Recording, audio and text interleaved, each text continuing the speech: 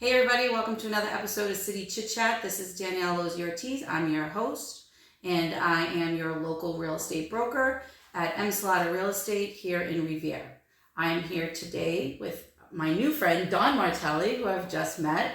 So he's graciously agreed to, again, another interview so everybody can learn who the city councilor at large candidates are.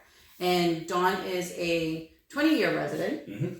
And he is the owner and partner at The Belfort Group. The Belfort Group in Boston. And it's a communication, and you're a former journalist at the Boston Globe. Correct. Fantastic. Oh, God, journalism. As we've already just spoken about. That's right. Well, thanks for having me. I appreciate you coming in. So we'll just jump right in, and we will ask my famous questions, because, I like to learn who you are and have the city learn who you are. Tell us a little bit about yourself, your family, and what you like to do for fun. Sure. Grew up in Cambridge before Cambridge became Cambridge. Right. The house we grew up in was bought for $14,000. Now it's worth probably $750,000. Moved to Revere in '99 when I had my first apartment right behind City Hall. My wife and I eventually got married in 2003, where we bought our first and forever home on Dale Street, 39 Dale Street. Where we have our two daughters, Kayla and Jordan. Kayla is 19, going into her sophomore year at Merrimack College. Time flies. Big time. Time Remember when I flies. brought her home in the bucket and I said, what do we do now? She's studying to be a pediatric nurse in the honors program, very involved in campus life, student council, volunteering. Does she live in campus? She lives on campus. Oh, nice. She's excelled academically and socially. Nice. She's doing really well on both ends of the spectrum. Well, because she did her freshman or sophomore year during COVID. True. She was the class president of the junior year during COVID. Okay. And then it's obviously senior year that she graduated. Yeah. So, and our youngest, Jordan, will be 17 in October. She's born on our anniversary. Nice. I'm December 19th. My wife's January 18th. Oh boy. And Kayla's February 17th. Kayla's and Jordan's on our anniversary. So it's December, January, February, 19, 18, 17. Anniversary. So I can never lose a birthday or a time, so I'm good to go. But Jordan, your wife is appreciative of that. Yeah, she's very appreciative. Jordan, again, going into her junior year at Revere High School. Okay. Two-sport varsity athlete as a freshman, softball and field hockey, captain of the field hockey. Don't talk to me about softball, because I'll give her a run for her money. Oh, hey, I love it. I love the competition. GDL champs, baby. Love it. 1992. Love it. She wants to be a forensic scientist, so she's very much into STEM and math, and I'm in marketing and public relations. So not CSI. No, definitely not. Okay. Yeah. So one wants to save people, the other one wants to be on the other end. Their old man's in marketing, so I really have no idea where the kids came from. But what do we do for fun as a family? We keep things local. I love going to local restaurants, going to the beach. My mother lives in the Pines, so we're down on the beach all the time. I grew up in Pines. There you go. So we're like big movie family, exploration, hiking, walking the dog. Our dog Daisy, who's a 110-pound white German Shepherd, who's the other daughter that just walks on four legs. Aren't you a boy? Hey, look, being a girl dad is okay by me. There you go. And they always stay home, right? So they always come around. But they'll take care of you. They will. We're always together, the four of us. So when Kayla goes off to school, it's always a little jarring. But she comes back and we do everything together. Nice, very nice. Yeah. Lots of things going on. Very much. It's a busy time for us. Busy time for the city. It's good to be in the city. Yeah. So you grew up in Cambridge. Yes. You grew up in Cambridge. You moved to Revere. Yeah. What do you love most about your neighborhood? So, interesting question, because there's things I love about my neighborhood and things that I love about the city. Sure. My neighborhood feels very cordial, small. Everybody knows each other. Passing sugar across the fence, that sort of stuff. It's changed over the years, people coming and going, but it still feels like a small community. People are pretty connected. And as I've run for office here, I find myself in these little nooks and crannies of the city. Beachmont, Oak Island, Point of Pines. Yeah. And that vibe carries through the city. Yeah. And people always ask me, hey, you've been there for 20 some odd years. Why don't you sell your house and move up north? And I said, well, I love the beach. I love the professional city services. The school system has treated my kids very well. Mm-hmm. And the list goes on and on and on. Right. But the one thing that's never changed in the 20 years we've been here has been the people. Sure. The relationships we've created, the friendships we've have been created over the years, the bonds with our kids and our friends' kids, and just seeing these folks grow up and meeting new people as they've come in. you know, the stigma of Revere is still kind of out there. Yeah. But like when you really get to know the city and the people, that's a special part of where we live. It's just people are the salt of the earth, and will, you know, be very helpful if you need your lawn cut or you need something done. Yeah. I had a tree fall on my neighbor's house years ago, which in the neighborhood got together and cut it down. And Right. just really good people that are all there just to, you know, they love their community, love very, very quick access to downtown Boston. Right. My business is downtown Boston. Yeah. I'm the guy people call when they come into Logan Airport. I'm like, don't call me until you have your hands on your bags. Exactly. Then I'll I'll get pick you up when you're on the curb. Correct. Yeah. Correct. So Yeah. small town feel, big city services, access to you know, professional city hall, Logan Airport, downtown Yeah. Boston. We're a hub of activity. We and really I think are. that we're still growing like Yeah. gangbusters, which is great. So never leave it. Well, growing for sure. I mean, you absolutely. have all the developmental projects Yep. going on down Revere Yep. Beach, Suffolk Downs, all Yep. that stuff. And what do you do for your current profession? So I'm the president and partner of the Belfort Group. Yep. We are integrated digital marketing and public relations. Not to say that he's helping me with this because it's not happening. No, this is raw. This is all fresh. This is a neutral interview. We work. So we've been in business for 40 years. Okay. I've been with the firm for 11 years. Nice. I'm the firm's third president. Been a partner for 6 of those years, and we help companies speak more clearly and more effectively to the audiences they want to take action. Correct. And what I mean by that is, as a real estate agent, Yeah. you want, you know, people to hire you to either purchase or sell, right? And you need to communicate that value proposition to other audiences to make that exchange happen. Sure. So we work Well, I with. can't just tell them that I'm great at what I do. I mean, That's you can. I mean, that's a good part of sales. But we work with universities, so Boston University, American University down in DC. We Okay. help with enrollment marketing, kind of help get students engaged. We also work with Merrimack College, which Yep. is where my daughter goes to school. We work with nonprofits to help them activate volunteers and raise money. Oh, nice. We work with healthcare companies on either their nonprofit issues or visibility for their executives. We work with startups. We work with just about any other company that, again, either wants to elevate their reputation, elevate their brand, or wants to communicate more clearly and more effectively to drive revenue with the audience that they're trying to sell to. So it's a hodgepodge Oh of my clients, God, but it's just it's a pretty successful business, and I'm in line at some point to own the firm. So we're sort of working towards that with a 10x strategy to build. nice. Yeah. It's a lot. It is. It's a lot. I enjoy it. All right. Well, since that takes up maybe a little bit of your time, Sure, just just a a little little bit. Why did you want to become a leader in the city and Good. enter into the politicians, Sure. races, and Yeah, the new, The scrum. Yeah, the new political atmosphere here. Yeah, great question. I will never be a politician, never plan to be a politician. We've been very involved in the community for 20 plus years, coaching, volunteering, cleanup days. I know 90% of the people that have been in office are currently in office and currently running for other positions. Right. And I've helped them. As a PR marketing guy, you get the calls, right? So I help and I provide advice. But for the last, and the reason why I'm getting into this is because of my kids and my family. And here's a little sidebar. So for the last 12 years, my kids have done the lemonade stand to raise money for childhood cancer research. And every year they raise a few $1,000s. And in total in 12 years, they've raised about $60,000. It's fantastic. To the point where I nearly have to shut down the street, get a detail, because the cops come by, fire come by, all the politicians come by, the neighborhoods comes by, we have random people stopping by. Sure. It becomes an event. When is it? And it was Did you already have yeah, it? it was 3 weeks ago. Oh, no. The link is still available, so we haven't closed the online stand yet, so you can still donate. Okay, cool. But my kids have been very involved in this since day one, and I always think people will say, as a parent, you should be the role model for your children. Absolutely. But in this case, my kids are a role model to me.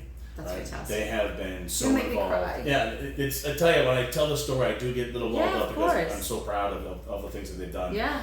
And that work with the lemonade stand and helping kids battle cancer has propelled my oldest to want to be a pediatric nurse, and my youngest want to go into science to help battle some of these diseases. Sure. So, on my daughter's second day at an internship at City Hall, she walked by the office and brought me down to the election department and said, "Dad, now it's your turn." And so I said to myself, what kind of example am I setting if I don't actually just go through this? And Yeah. whether I get elected or not, Yeah. this experience has been wonderful. I've met so many new people, Right, new friends, yeah. and I've learned so much about these little nooks and crannies of the city, foster new relationships, and I'm fueled by that passion of the people of Revere and the passion I have for the city. So it's my kids, it's the people. That's awesome. And if this gives me an opportunity to layer up the way I give back and communicate to the people and be a conduit to city services, then that's the job. And if I'm honored to be on the council, that'll be a wonderful opportunity and look forward to it. Right, but we also spoke to where your comrades, shall we say, that are running. You guys all established yourself. You've established relationships with them that is cordial. Sure. That you will work together. Absolutely. Regardless of who gets elected. Obviously, we want everybody to get elected, but unfortunately, there's 5 seats. Yeah. I'm not going away. Yeah. I've invested in this city in a number of ways, both through property and my children, and the reason why we picked Revere to raise our kids. Right. So I'm not going to be a sole loser and close up the doors and walk away and say, hey, sell my house tomorrow. We're here. We were invested in this place. Right. And, one thing I really loved about this process so far is getting to know the other candidates. And what makes them passionate. Why are they running? And I do believe that regardless of how it all shakes out, the city will be in good hands. You'll have some young blood, some new ideas, some fresh energy. Yeah. And what I ask that voters to do is hold us accountable to that, because once the election's over and the cameras are not taking photos and the events aren't happening, people go back to their normal lives. Well, that's when the work gets harder and more important. That's when we should be stepping up even more. So it seems like a theme with everybody that is running. Absolutely. This is where you guys are at. And Absolutely. that's really, it's endearing to see, because most of the people that we know in politics have their own agenda, and it's not about you per se. It is about the neighborhood and the community and the people that you're representing. And a lot of people forget that. Whereas you guys are first-time politicians, I hope that resonates and stays with everybody regardless of who gets in. So it's really important. I want the voters to hold us accountable to that, because Absolutely. if we're not still acting that way post-election, then that's on us. Right. And I think about the job as if I'm running my business. Sure. Right? So the city is a business. We have a budget, and we provide services, right? Right. Our clients pay for those services, i.e. the taxpayers and small business owners, and they demand and expect a level of service. And if we, as the business, are not providing that level of service, we should be held accountable for it. Yeah. How are we managing the budget? How are we hiring? How are we managing diversity, equity, inclusion issues? How are we dealing with development? How are we dealing with traffic, infrastructure? The list goes on and on. Yeah. I get the calls all day long from my clients who love what we're doing or are having issues with what we're doing. And I expect that same level of accountability as a member of the city council. And you have to treat this like you're running a business, and we have to be accountable to the voters. Right. And there's like 3 sides to every story. So we want to find out what that happy medium is and find some common ground. And it's really important that people remember that. Correct. It's not all about the headlines. No, not at all. For me, this is reminds me of my journalism days where I'm out there covering a story. I may have an opinion on that story, but I need to talk to all the sides, get informed, write copy, and just tell the people what happened with this particular situation. So whether it be, again, traffic, the school, new high school, infrastructure, I'm not the brightest bulb in the tree, but I'm really good at asking questions. I'm not that annoying 8-year-old in the backseat of the car. Are we there yet? Asking the questions until I get the answers. Yeah. And I may have an opinion that, this black pen is black, but I have 4 people that say this black pen is actually blue. I'm going to ask the question, why? Right. How should, and help me understand, am I missing something? Is there a data point that I just haven't overlooked, I just didn't read? So you have to be informed, and it's collecting information from the voters, but also disseminating that back out. It's one thing where I think local government has to do a better job at is being aggressively proactive and communicating everything that's going on on your street, on your block, in your ward, citywide. Right. Communication is not hard. It's kind of in my DNA. Well, and it's so easy now with the usage of phones and texting and text messaging, the reverse 311s and everything. It takes about 8 touch points for a message to sit with somebody, right? Yeah. We have multiple channels to get to people, whether you are 85, 35, or 15. Right. We can get the same message to each of those people. It may look differently because it's going through a TV advertisement or a newspaper advertisement or an email or a TikTok, but it's the same message, right? Yeah. It's the same. It's about delivering content and data and making sure people are informed. So with your background and with what you've learned through campaigning, what is it that's going to set you apart from the rest of the pack to get you voted? Great question.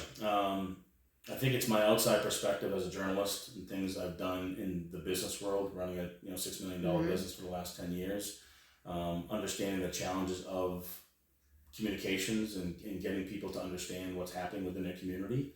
I'm a black and white kind of guy. What you see is what you get. We may not always agree, but I'll respectfully understand your opinion. Yep. And I will never speak poorly on any other candidates running because they're all talented in their own ways. But what you're going to get from me is somebody who will always be available. Yeah. I mean, I'm maybe 5 hours of sleep a day, and the Oh rest of my it I'm just God. working and I'm grinding. Let's not. But just get it out. I try between like working out and walking the dog and the boards that I'm on and everything else that I'm doing. I think what you'll get from me is somebody who's accessible and is thirsty for information and connectivity. Yeah. And is passionate about what I do and bringing the business sense to the city, where I know what it takes to run a business, and I know to have when to make good decisions, when to make even decisions that might be detrimental to a pocket of people, but is better for the better good. Okay. Sometimes you have to make those tough calls. And I'm not one who's going to just give you talking points and say I'm going to make these decisions just to get elected. Like no new apartments, no new development. As a business, we need to drive revenue, and there's multiple creative ways to do that. Yeah. And development is one of those, right? Yeah. But you got to be smart about it. Right. Height and density, traffic, all those key things. Mitigation is a big thing. So I do a lot of work with developers on the in my business side, kind of helping them with the messaging. But I've learned that you can do this in a way that's not so detrimental to the community or the city, but done smart. So what are you going to get from me? You're going to get somebody who's analytical, who's honest, who's an aggressive communicator, always available, and is always asking the questions to make sure that I am absolutely informed on every single issue. I'm not reading the packet 5 minutes before the meeting. Right. I'm asking for it as soon as I can get it. I'm going to ask all the questions, and if I don't feel comfortable with something, I'm going to table it and ask for debate down the line. So again, professionalism, business sense, communications, and honestly, common sense, common goals. That's my thing. That's what your your campaign yeah, was. That's my thing. It's all about. It's all about it. What are the goals that you're going to set for yourself as a community leader? I'm going to reverse that question. Okay. So they're not my goals. My goals are to represent the people of Revere, and the business owners, and the taxpayers. So my goals are to address the issues that are most concerned by them. You are different than I, than my wife, than my neighbor. And at some point, if you have a series of conversations, you'll find threads and commonalities. Right, that inner circle where Correct. everybody's at. Right, like bring up the topic on traffic. Well, you're never going to stop Revere from being a pass-through community. Right? Oh God, no, it's been this way since day one. Forever, right? But you can, I think the speed tables the city has put in have been smart because there's some thoroughfares and people just bomb down the street. Sure. Now you have these speed tables which now limits speed, right? There's other ways to reroute traffic through cut-through, like my street's a cut-through, coming from off Washington up to Park. Right, but they've opened up that island to make it wider. Correct. So you have to, the goals for the job is to always be communicative, available, accessible, and researching the information that we need to make decisions. But the goals will be based on my clients. What do my clients want? Right. What do you need? Right. I'm a big small business guy. So as a small business person myself, I'm hyper focused on making sure small businesses have access to grants, have access to city services that relate to either your building or your what you're selling.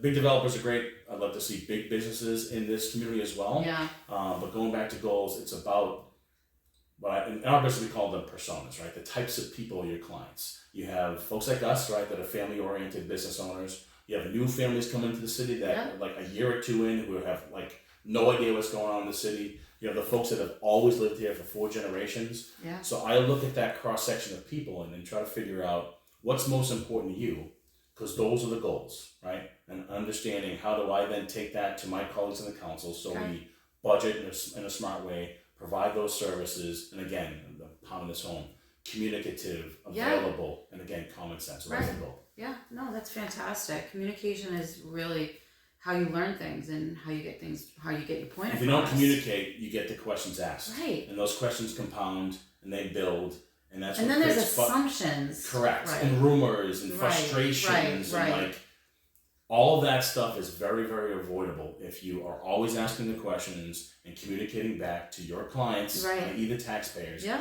on a very aggressive, consistent basis. Yeah, I agree with that for sure. And so what do you want to see most improved with the city? I'm getting a theme here. I'm thinking that I'm going to hear communication as one. Yeah, I think clearer, concise, specific communication. I would even add segmented communication, right? For example, there's a million things going on in the city.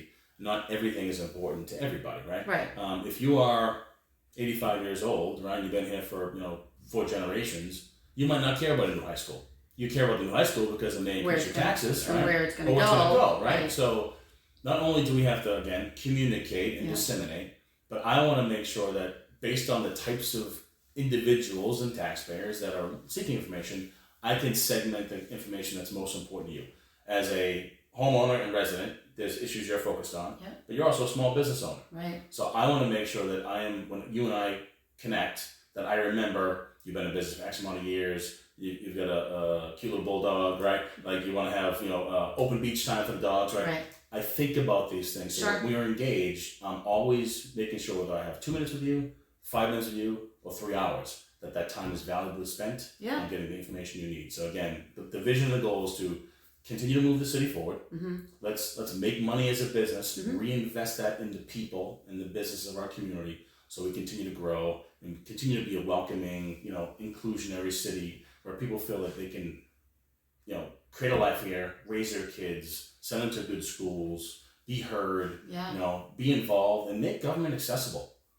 Like you have a problem, go to City Hall, call me, call any one of the other councils that are running. I mean, we are a conduit to those services, so that has to continue. It has to. It has to open up where people shouldn't be afraid to do that. Correct. A couple of your other the other candidates said the same thing. Yeah. So really, it's frustrating for people because they just get discouraged and then they don't know who they need to go to. Yeah, it goes back to my 9,000 points I made over and over again. If you're proactive in your communication and informing the taxpayers of what's going on, you won't get the questions. And those questions won't stack. And the frustrations won't surmount where all of a sudden people become disenfranchised. Like they love the city, love the community, but there's a but. Always a and the frustration level just grows. I get to the doors and when I'm running into people out in the community, introduce myself, go through my little spiel, and I talk about my background, and I ask the question, what are the things most concerning to you in your neighborhood? And you get either the eye roll, like how much time do you have? I know. But I'll spend I plan 2 or 3 hours at night. Yeah. And sometimes I get caught in a conversation on somebody's porch, and I'm there for 2 hours. But that's okay. That's time well spent because he or they have given me information that I need to disseminate. So I think people get frustrated, and I want to eliminate that stigma. I want them to feel that government's accessible, that the people are reflective of what our community looks like. I mean, I wish that the council was more diverse. I think that, I wish more folks would consider running and stepping up, because I don't think the council is super reflective of the makeup of our community from a diversity perspective. Not right now, it's not. And it's, But those are the people that were running, and people don't realize that they can step up and have a voice regardless of your education level, or regardless of what your income is, regardless of what your background is from. You can, if you're a resident here, you can step up. That's the beauty of the process, right? And so I've put people around me that are not emblematic or representative of me, but emblematic or representative of the community we live in. Sure. So I'm in touch with those particular, get their cultures, opinions, issues, opinions, right? Yeah. It's the job. Yeah, we have to. So, I mean, the city has gone through a huge diversity change. Absolutely. The shift is it's inevitable. Yep. It's happened, it's happening, and it's going to continue to grow that way. So that's the world we live in. That's the reason why I decided to raise our kids here, right? Yeah. We want them to be in an environment where the classroom they're in is emblematic of the world they're going to be in. My oldest, who's in college, comes back and says, geez, I wish that the school was a little more diverse, because she's at high school she's used to just the different languages, and different things you've learned and picked up, and it reminds me a lot of where I grew up in Cambridge. It's North Cambridge, which was a super diverse area of the city, and I wanted that for my kids because it just opens your eyes to things that you're either not taught or inherently learning from your family, and it opens up opinions. So you're like me, more objective. Yeah, I don't want to always be right. Right. I want to ask the question. I want to be informed. I want to be told that here's why your opinion is wrong, or you should be voting on this particular issue because of X. Everybody has blind spots, and if they tell you that they don't, then they're full of you know what. This job is, again, communication, being informed, having the dialogue, spending 3 hours on somebody's porch on a Sunday, having 5 cups of coffee, being highly caffeinated. But that's the job. Yeah. And very passionate about it. And See, that's great. So, yeah. Awesome. That's fantastic. All right, we have one last question. Right. You can answer it or not answer it. All right. What is something that most people may not know about you? I've got a couple answers to that. You do? How much time do you have? Yeah. Oh, come on. So a couple things. All right, we got about an hour now. So one will be personal, one will be professional. Okay. So professionally, I sit on 3 boards. Nice. The first one is called Daydreaming. They are a nonprofit that was started by a professional baseball player called Samuel Rosario that helps create athletic programming and community programming for at-risk youth in the Lawrence and Lowell area. Oh, nice. So I help them with marketing, communications. We're going to talk more about that one. Yeah. Okay. The second one is the Cole Strange Foundation. So the Cole Strange Foundation, he is a offensive lineman for the New England Patriots. They brought me on the board of trustees, board of advisors to help them with media outreach, public relations. That foundation is solely focused on helping veterans with PTSD and mental health issues Fantastic. get access to services. The third one is the fun one. Not that they're all fun, because they are fun. Third one is Beer Moose Brewing in Everett, Massachusetts. What? A brewery, yes. So I love it. A good buddy of mine, Andrew Gilman, started a brewery 4 years ago. Great at making beer, and he needs to improve the way he distributes his products. So I'm in there helping with sales and marketing. They're on tap at Murray's, and they're on tap a few other places in Revere because I make the connections. So that's the business fun side. Sure. On the personal side, you probably heard the name Martelli in Revere for a little bit. So there is a connection. So when the families moved from Italy this way, they split 3 ways: Brooklyn, Somerville, and Revere. I'm the Somerville branch. What I've learned about the Martellis is that we're all pretty artistic. Okay. So the Martellis of Revere are artists. They draw, and they're they can do stenciling, they can do color painting. My family we're musicians. Oh. So I play the trumpet and I play the drums. Nice. I once played a gig with Wynton Marsalis at Riles in Cambridge, and Wynton Marsalis is a fairly popular kind of legacy type trumpeter in the jazz world. So outside of writing and communications, my other passion is music. Music? Yeah, so, very nice. That's very nice. So 2 things that people may know about me or may not know about me. So we started light, ended light. So this is Danielle. So that's a wrap. Thank you for joining us today on parkbench.com/Revere. You can reach out and you can subscribe to my webpage. And if you want to get in touch with Don, you want to give him your contact information? It's Don Martelli for Revere.com. Right there is all my information about my platform, email, cell phone number, the whole 9. Or just Google me, because I'm in marketing. You can find me pretty quickly. Yeah, it's pretty fast. Because I did my, I was stalking you. I was stalking you. Some pre-interview research as a good journalist. That's right. So again, my name is Danielle Lozier-Ortiz. I am your local real estate broker at M. Slaughter Real Estate. You can find me at dlozzi, that's DLOZZI05 or you can call me at 617-285-0667. I'm always available, and if you know anybody that would like to be interviewed, please subscribe to my newsletter and pass along my information, and I'll get back to them and interview them or set up some time and we can interview and get to know whomever it is, small businesses and the like. So we want everybody to be on the platform, reach out so that we can get everybody out there to vote, which is on the preliminary September 19th, and then the actual day for voting is November 7th. Correct. Right? All right. So that's a wrap. Thanks again, and we'll talk to you soon. Remember, always shop local and be kind.